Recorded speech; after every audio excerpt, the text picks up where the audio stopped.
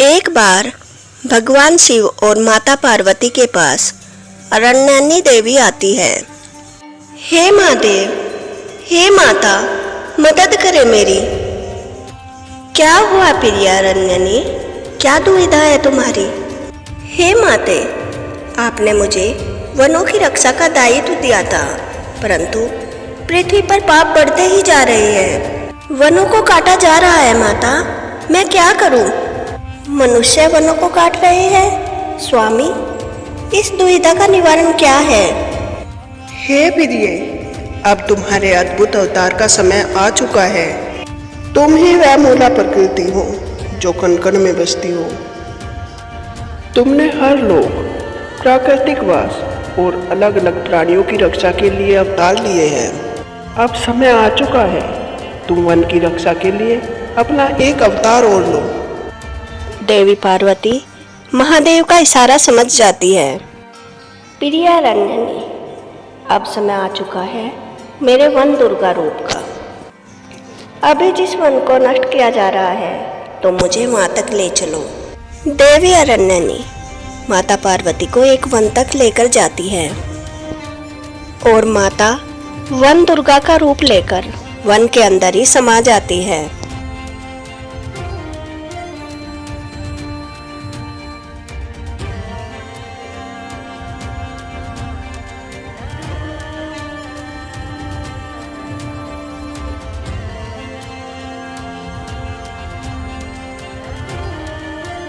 और तभी के तभी वन अपने खुद की रक्षा करने लग जाता है और वन को नष्ट करने वाले सभी को अपने वन के अंदर से भगा देता है। वन दुर्गा उसी वन के अंदर विहार करती रहती है और उसकी रक्षा करती रहती है। और ऐसा ही करते करते साल बीत जाते हैं और भगवान शिव को माता पार्वती की याद आने लगती है। एक दिन वे उस वन में जाते हैं जहाँ माता पार्वती थी। प्रिया गौरी, तुम कहाँ हो?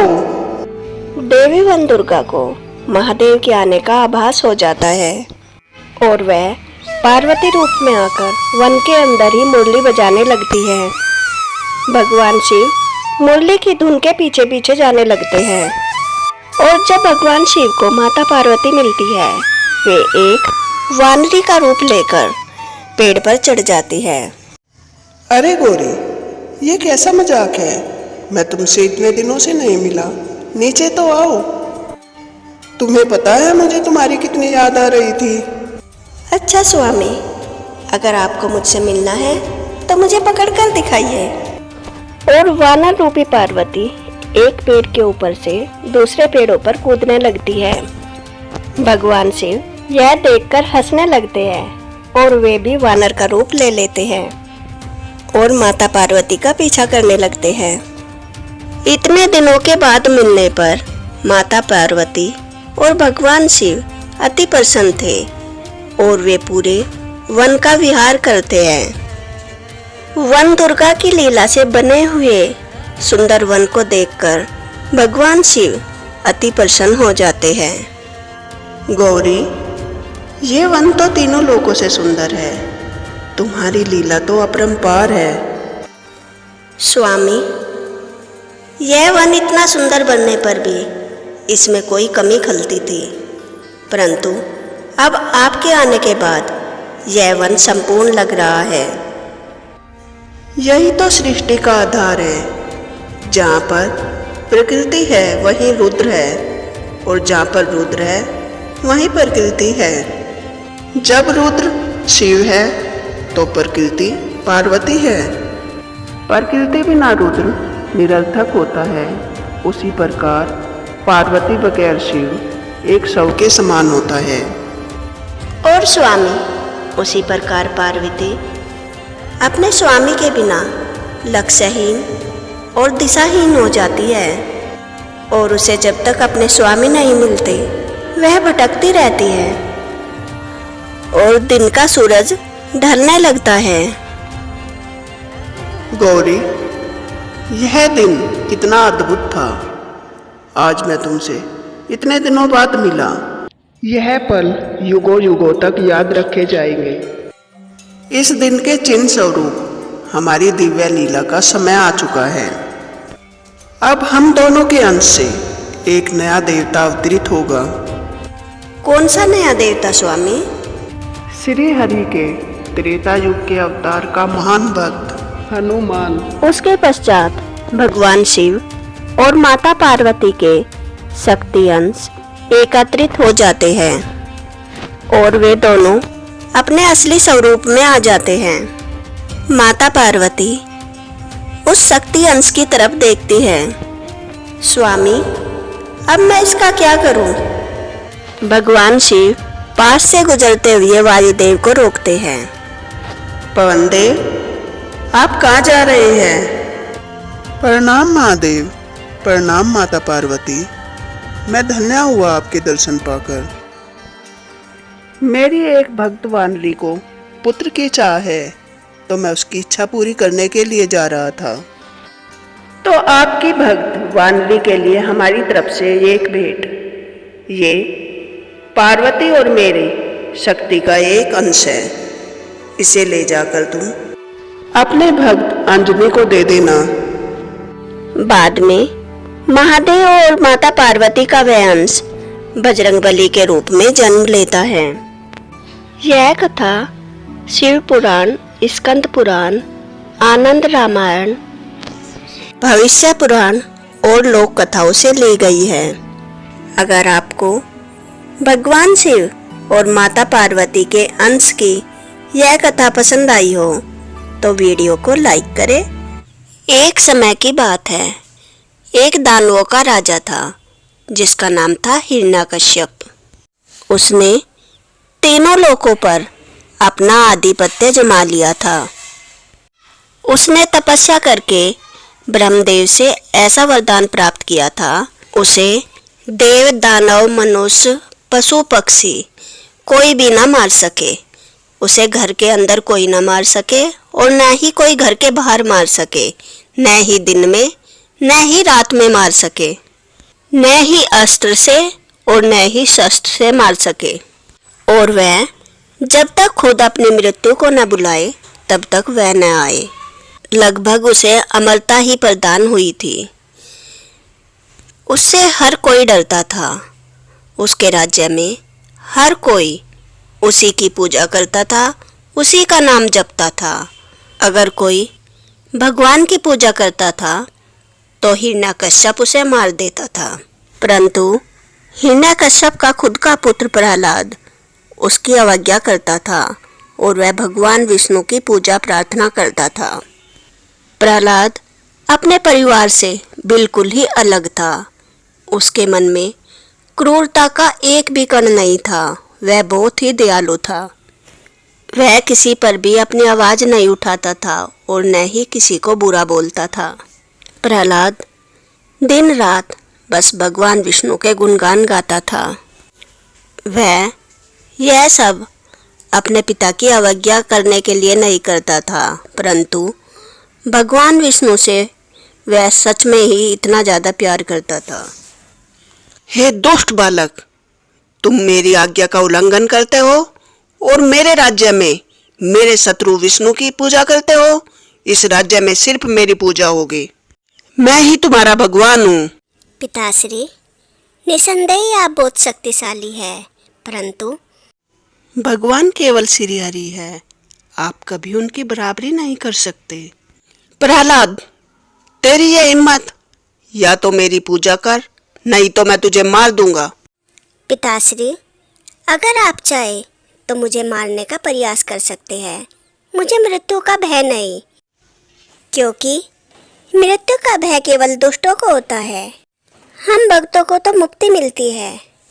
मृत्यु के बाद आखिरकार मैं श्री हरि से मिल पाऊंगा। श्री हरि, श्री हरि, श्री हरि लगा रखा है इस दुष्ट बालक ने। इसे मैं नहीं छोड़ूंगा। भ्राताश्री, आप क्यों परेशान होते हो? मैं हूं ना। आपके इस दुष्ट पुत्र का अंत तो मैं ही करूंगी। तू करेगी? तू कैसे करेगी? तू तो एक नारी है, निर्बल नारी।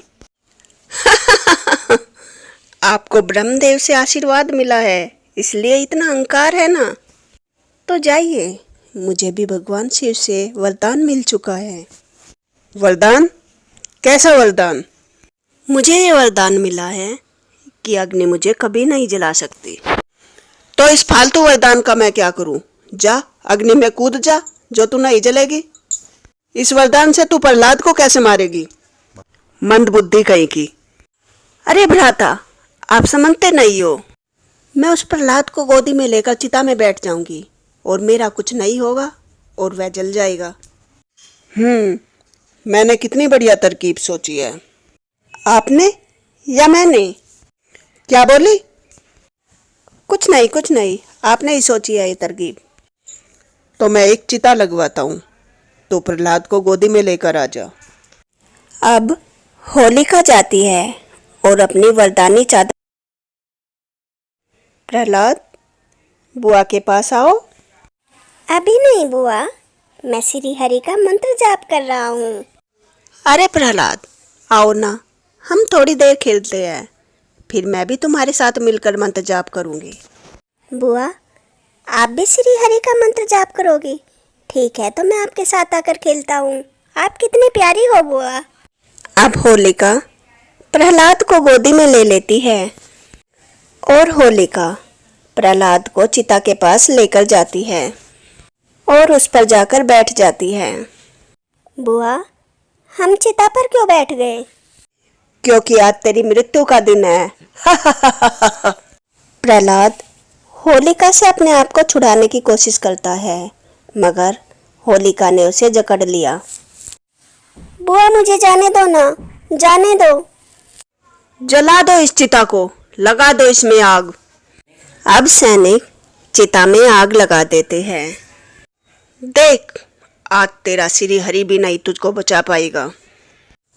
तू अग्नि में तड़प तड़प कर मरेगा। मेरे श्री हरि मेरे साथ है, वे मुझे कुछ नहीं होने देंगे। ओम नमो भगवते वासुदेवाय। ओम नमो भगवते वासुदेवाय। ओम नमो भगवते वासुदेवाय। हे स्वामी, ये होलिका तो प्रिय प्रहलाद को मार ही डालेगी। मेरा प्यारा प्रहलाद, आप पर कितना विश्वास है इसको। हे प्रिय, आप चिंता मत कीजिए, मैं प्रहलाद को कभी कुछ नहीं होने दूंगा।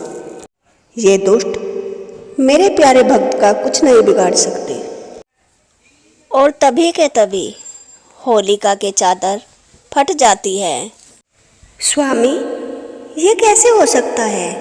भगवान शिव की वरदानी चादर कैसे फट गई? भगवान शिव ने होलिका को यह वरदान उसके परिवार की रक्षा के लिए दिया था, परंतु होलिका यह भूल गई, प्रहलाद भी उसका खुद का ही परिवार है। बचाओ, बचाओ, भ्राताश्री, मुझे बचाओ, मैं क्यों जलने लगी? महादेव ने मेरे साथ धोखा किया है। ओम नमो भगवते वासुदेवाय नमः। प्रिय प्रहलाद का मैं बाल भी बाका नहीं होने दूंगा। हे अग्निदेव, आपको मेरा आदेश है, प्रिय प्रहलाद का एक भी अंग नहीं जलना चाहिए। जैसी आपकी आज्ञा प्रभु। और देखते ही देखते होलिका उस चिता में जलकर राख हो जाती है और प्रहलाद का बाल भी बाका नहीं होता। यह कैसे संभव है? दुष्ट बालक, तूने क्या माया रची है ये? प्रहलाद, तूने मेरी बहन को मार दिया। पिताश्री, मैंने बुआ को नहीं मारा, उन्हें उनके खुद के बुरे कर्मों ने मारा है। मेरी तो केवल श्री हरि ने रक्षा की है। उस दिन से होली का ये त्योहार मनाया जाने लगा। यह त्योहार बुराई पर अच्छाई की जीत है और इस दिन होली का दहन किया जाता है। तो दोस्तों, अगर आपको यह कथा पसंद आई हो तो वीडियो को लाइक करें और भगवान श्री हरि के लिए एक अपना प्यारा सा कमेंट करें और मेरे चैनल को सब्सक्राइब करें।